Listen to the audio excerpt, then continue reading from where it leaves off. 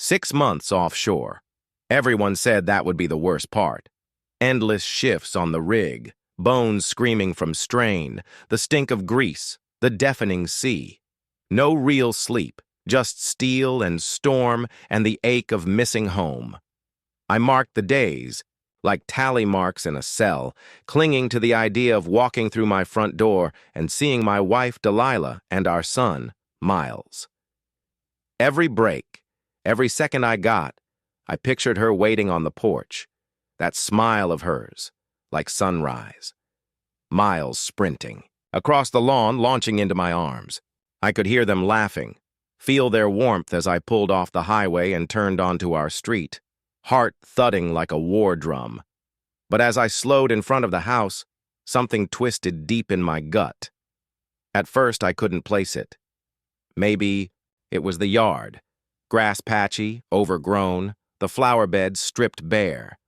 Delilah used to fuss over those roses like they were royalty, now just dead sticks and cracked soil. I cut the engine. Silence. The porch looked barren, no sign of the little wooden welcome sign Miles painted in first grade, just dry leaves skittering across the sidewalk. Something was wrong. Across the street, old Mrs. Kramer peeked through her curtains. Our eyes locked for half a beat before she yanked them closed like she'd seen a ghost. My stomach clenched. This wasn't home. It was hollow. It felt vacant.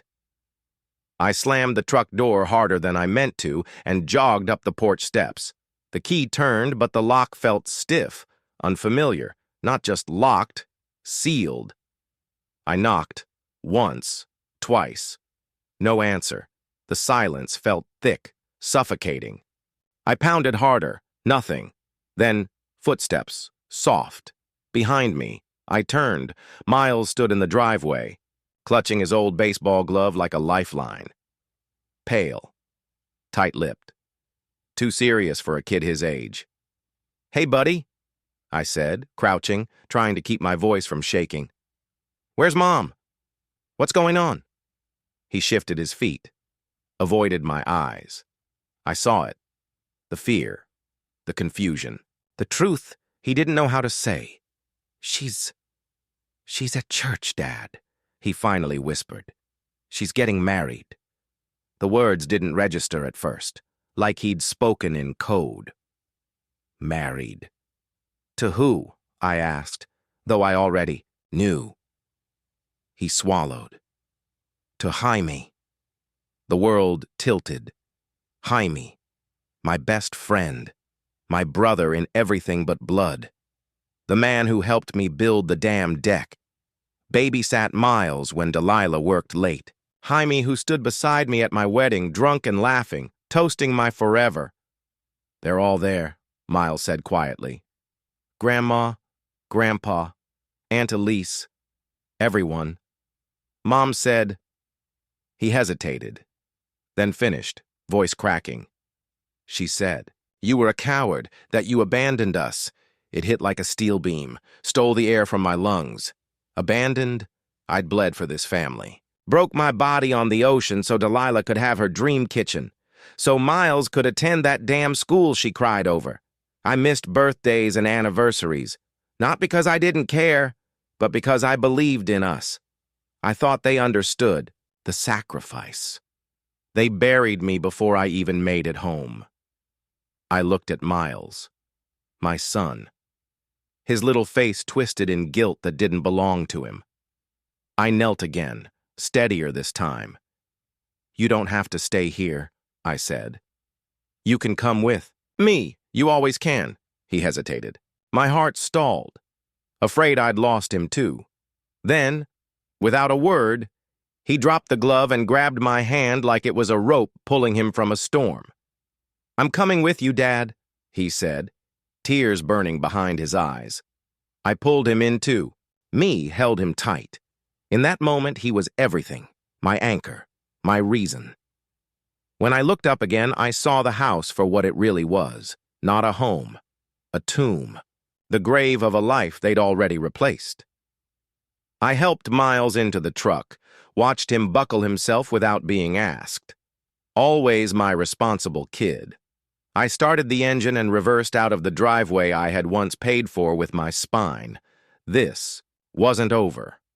As we drove, I didn't remember the turns. My hands moved, my mind burned. St. Augustine's appeared like a mirage. Stone walls, sunlight, a postcard of reverence. Sickening. That place was supposed to mean something, vows, permanence. Instead, it was a stage for betrayal. I pulled into a shadowed corner of the lot. I scanned the cars like a soldier counting enemy flags. My dad's old Navy truck, my mom's white sedan, Elise's blue coupe, all there. Every single one of them. Witnesses. Traitors. They're all in on it, I muttered. My voice didn't even sound like mine. Miles looked up at me. What are we gonna do? I looked into his eyes and saw the spark, still there. He hadn't let go of me yet. We remind them who they forgot, I said. He nodded. Braver than most grown men I've met, we got out. The church doors loomed above us. Massive, arrogant things. No running, no fear. They took everything but my name. And today they were going to choke on it. The wedding march bled out through the doors, syrupy and smug. I pushed them open. The music shattered. Gasps sucked the air from the room. Every head turned. Every lie exposed in a heartbeat. I stepped forward, boots striking marble, Miles at my side. There he was, Jaime, standing at the altar, smug in his tux, grinning like a man who'd won something, and Delilah, not mine anymore, draped in a white dress, radiant and hollow, her eyes locked with mine and drained of color. Her smile died. Don't let me interrupt, I said, loud, crisp, a blade through the silence. Whispers broke out like cracks in glass. I walked forward, slow, deliberate. Miles beside me, sure, steady. Jaime's grin collapsed. His face shifted, confusion, then panic. Delilah's hands shook. The bouquet stem snapped in her grip. The pastor fidgeted. My parents stared anywhere but at me. I stopped halfway up the aisle. My voice cut clean. You told my son I abandoned him. Delilah flinched. Her mask slipped. Then she screamed, You chose work over us. A lie, a thick, suffocating lie she'd wrapped around herself so long she believed it. I didn't hesitate. I stepped forward and hit Jaime. My fist landed clean across his smug mouth. The sound rang through the church louder than any sermon. He crashed, backward, blood trailing from his lip. Delilah screamed. Her bouquet hit the floor. Gasps, movement, shock. I didn't care. I looked at them, all of them. Then I gripped my son's hand and spoke loud enough for the rafters to hear. Remember these faces. This is what betrayal looks like. And I turned, walked away. Let them choke on their shame. The doors slammed behind us like judgment. Miles clung to me. The sun was blinding. The day was beautiful, and everything I had was gone, except him. Halfway, down the steps, I heard her behind me. Wait! Delilah's voice, desperate, breaking. I didn't stop. There was nothing left in that church. Nothing in that house. Just ashes where our life used to be. But as we drove toward the unknown, one thing was clear. This wasn't defeat. It was a beginning, built on truth, loyalty, and the bond between a father and his son. The war had started, yes. But for the first time in years, I knew exactly who I was fighting for. The house we found was barely standing. 2 bedrooms, peeling paint, and a yard strangled by weeds. The air smelled like mildew and regret, but it was ours. Not stolen, not poisoned by lies, just 4 walls, a roof, and the promise of a clean slate. I dropped the last duffel on a threadbare couch. Miles traced shapes in the dust on the window, then looked at me. Are we safe here? Safe? I crouched, looked him in the eye. Yeah, buddy. No one's taking anything from us ever again. He nodded like a soldier given orders. Too young for the weight he carried. But life hadn't asked if he was ready. That night, after he drifted off under mismatched blankets, I sat alone at the kitchen table, a battered legal pad before me. Wrote names. Jamie, Delilah, Fred, Susan, Elise. Everyone a betrayal, everyone a thread I would pull until the whole rotten tapestry unraveled. But rage without strategy burns you from the inside. I needed intel, leverage, and someone who knew how. To gather weapons that didn't look like weapons. Enter Isabella Torres, ex-Marine intel. Cold eyes, sharper instincts. I found her through an old rig buddy. We met at a greasy diner 3 towns over. She sized me up over burnt coffee. You serious? Dead serious. I don't want blood. I want the truth exposed. She nodded. Good. I don't work for cowards. 2 weeks later, she slid a heavy manila folder across the table. Inside, hell. Photos. Dates. Accounts. Conversations. Jamie slipping into my house at night, grinning like he belonged. Delilah curled on the couch beside. Him, laughing with wine in hand, 4 months ago. While I was breaking my back offshore, my parents, Fred and Susan, meeting with Jamie in secret, money-changing hands, business advice, betrayal that went bone deep, Elise, crying, kind Elise, helping them scout new homes, bought with money. Drained from the college fund I set up for Miles. Every page in that folder was a dagger. They didn't just betray me, they rewrote the story, cast me as the villain, tried to bury me alive. I looked across the table. Isabella didn't flinch. You ready to fight smart? I thought of Miles, asleep in that broken-down rental, his quiet trust, his laughter, his choice. Me. I'm ready. Then, we break them, she said. Quiet, strategic, one crack at a time. We started slow. Background checks, asset trails, anonymous tips, strategic leaks, every move calculated. By day, I rebuilt what mattered. Fishing trips, homework at the rickety table, late-night talks. By night, I worked with Isabella. Every secret we uncovered loosened a brick in their castle. Phase 1. Jaime offshore. Accounts. Shady wire transfers. A whisper to the press. A nudge to the feds. By week's end, his empire cracked. Investors fled. Board members panicked. I watched the man who grinned at my ruin scramble to save his own skin. Next, Elise, property, scams, faked inspections, licensing violations. One report to the state board, and her agency dropped her overnight. The calls stopped. The clients disappeared. Then, my parents.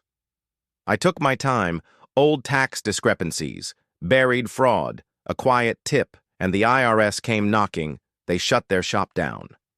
Lawyered up. Finally, Delilah. She loved her image. Perfect wife, mother, teacher. We shattered it. Anonymous emails, surveillance photos. The school board called her in, suspended her pending investigation. The community whispered. Parents turned.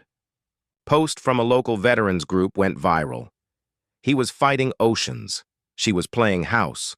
Loyalty still means something. I stayed silent. No press. No posts.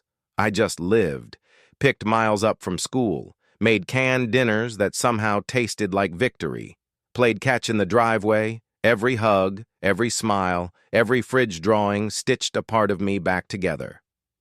One night, Miles asked quietly, "Are you mad at Mom?" I thought of all I'd lost. All I'd built back. I'm sad, I said. Sad that people we love can make terrible choices, but I won't let it stop us from being happy. He leaned on my shoulder.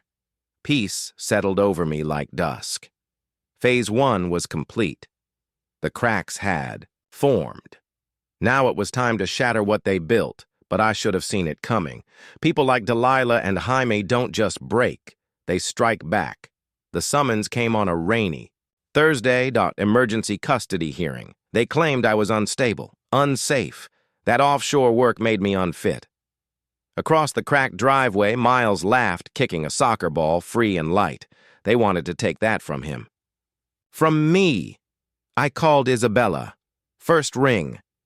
They're coming after Miles, I said, my voice raw. And just like that, the war wasn't about revenge anymore. It was about protection, about truth, about a father who would burn the world before he let it steal his son. His voice didn't falter. It sliced through the courtroom with composed defiance. No, Dad never abandoned me. Mom lied. The effect was seismic. The air fractured with disbelief. Gasps, murmurs, a ripple of stunned silence. Even the judge's icy posture thawed for a fleeting second. And Delilah, polished, precise Delilah, collapsed inward. Her veneer, curated with obsessive precision, cracked wide open, fear etching itself across her frozen face. 15 minutes later, the verdict returned. Sole custody. Awarded. Her visitation rights, reduced to 2 monitored sessions a month. Miles belonged with me, unconditionally, permanently, on record. Outside, sunlight tore through retreating clouds. Miles slipped his hand into mine, small but steady. We did it, Dad. I nodded. The weight of sleepless nights and quiet endurance crashing down like a wave. This wasn't victory. It was momentum. They tried to erase me. Instead, they erased themselves. And I was only just beginning. Custody wasn't closure. It was ignition. Courtroom revenge is silent. Papers signed, gavels dropped. But betrayal? That deserves spectacle. I wasn't letting them fade quietly into cushioned anonymity. They didn't just deserve exposure. They earned reckoning. Phase. 2 wasn't defense. It was offense. Isabella, ruthless in precision, had the blueprint. We weren't retaliating. We were disassembling their foundation. First, Jaime. While he sulked over the custody disaster, Isabella escalated. She built a dossier, accounting anomalies, off-the-books dealings, whispers of fraud, and detonated them in all directions. IRS, SEC, state auditors, hungry journalists. 2 months later, his empire imploded. Investors vanished. His buildings emptied. Civil suits mounted. His social feeds went dark. That Instagram groom now hid in alleyways and stored his Maserati behind chain-link fences. I never laid a hand. The truth did the demolition. Next, Delilah. Her license was already on, the edge. But her reputation? Fragile. Isabella dropped the nuclear files. Grainy bar photos, questionable liaisons, off-hours conduct unbecoming any educator. 1 anonymous tip per outlet. That's all it took. The school moved swiftly. Termination. Effective immediately. Her career. Incinerated in a weekend. No more classroom, no title, no applause, just silence. Then, Fred and Susan. My parents in name, never in loyalty. Their quaint boutique couldn't weather an audit that became an investigation. Hidden debts, undeclared income, shame, fines. Bankruptcy followed. Their windows papered shut like a crime scene. The community exiled them. No brunches, no gala invites, no polite smiles. They became invisible. Elise, the untouchable one, soon fell. Her license revoked. Too many suspicious sales. Her marriage obliterated. Her husband left with their kids and a lawyer armed with evidence. Her curated life exposed as theater. No threats, no violence, just truth stripped bare. And me? I said nothing. No smug posts, no celebrations. I coached Little League, painted fences, tucked Miles in at night. We existed, and that was enough. One dusky evening on the porch swing, Miles looked over. They seem smaller now. Who? Mom, Grandma, the rest. They looked big. Now they don't. I smiled and brushed his hair back. That's perspective. You're finally seeing clearly. They weren't giants, just petty people hiding behind titles and illusions. I didn't just endure them. I evolved past them. Their dynasty? A sandcastle washed out by rising tide. I built substance. I thought the storm was over, but the truth echoes. It started with a whisper. Monica Vance, a journalist, heard the fallout from a quiet school counselor. Monica wasn't after clicks. She chased meaning, she called as I tightened cabinet hinges. Miles threw pitches in the backyard. Her voice was steady. Mr. Campbell, your story matters. I hesitated. But looking at Miles, I knew silence was no. Longer noble, only if it's unfiltered, I told her. Every line, she promised. We met discreetly. She listened, pen barely moving, as I unfolded years of war, custody, betrayal, reinvention. When I finished, she closed her notebook and said, "They tried to erase the wrong man." 1 week later, the piece published, "The Man They Tried to Erase." It spread like fire, local first, then national. Veterans groups reposted, fathers reached out, strangers emailed. For the first time in years, loyalty and truth had a face again. Jaime's remaining ventures were boycotted. PTA meetings exploded. Elisa's ex filed again, and won. Their lives didn't implode because of me. They imploded under the weight of what they'd hidden. I didn't seek fame. I wanted resonance. Months later, Miles and I stood behind the curtain at a veterans banquet. My tie felt foreign, my palms damp. Public speeches weren't my realm. Then I saw Miles, front row, beaming, proud. I stepped out. The spotlight hit. I spoke. No theatrics, just our story. Calm, measured, honest. Applause roared. Miles jumped up, clapping like a drumbeat. On the drive home, he said, "You didn't just fight for you. You fought for us." I gripped his hand. Always for us. Now, 2 years out, it feels distant. The ache remains, but duller. Miles is thriving. Strong, kind, brilliant. The past no longer haunts us. They tried to erase me, but I didn't just survive their lies, I outlasted them, and I taught my son what unbreakable truth looks like.